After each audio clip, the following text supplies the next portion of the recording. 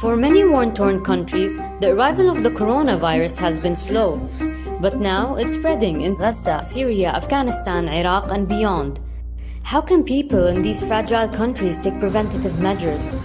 How can you social distance yourself in an overcrowded camp? How can you wash your hands regularly when there is no running water, let alone soap or sanitizer? If Corona can overwhelm well-equipped, well-functioning hospitals in Europe, what happens in Yemen, where half the healthcare facilities are not functional? Or Somalia, where there are 9 hospital beds for every 10,000 people? But it's not hopeless. We have fought other outbreaks: cholera, ebola, scabies, and tuberculosis. We know that rapid action can help avert the worst. When cholera first hit Yemen, more than 1 million people were affected, the worst outbreak in recorded history.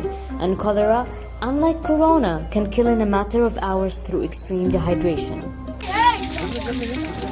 We saved lives by providing clean water, improving sanitation, and supporting hospitals with essential medicines. Now, to fight corona, we are working hard in countries like Syria to ensure clean water is accessible, that sanitation systems are functioning, and soap is in all our aid packages. To fight Ebola, which at times had a death rate of 50%, prevention was essential. Congolese Red Cross teams went door to door telling families how Ebola spreads and worked with community elders and religious leaders to talk about the symptoms and the importance of early treatment. Myths were exposed, truths were told. Now, we're working with our Red Cross and Red Crescent volunteers across the world to share accurate information about how to limit the coronavirus.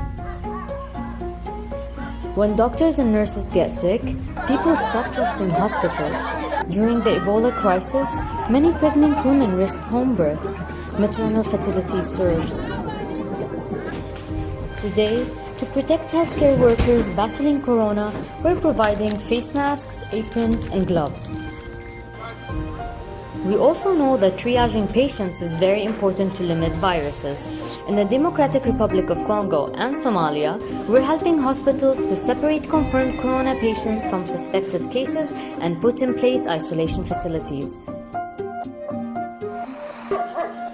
We know from our work in prisons, screening is vital to control tuberculosis, a highly infectious, often deadly disease which can even be multi-drug resistant.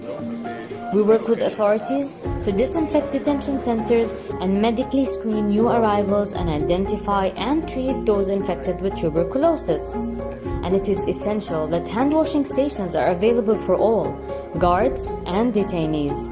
These measures are effective for tuberculosis and they can help limit corona. Syria, Gaza, and South Sudan have closed their schools. Iraq has a nationwide curfew. In Yemen, ports are closed and new arrivals tested for the virus. These fragile countries are taking action. So will we. In prisons, refugee camps, damaged hospitals, we will help.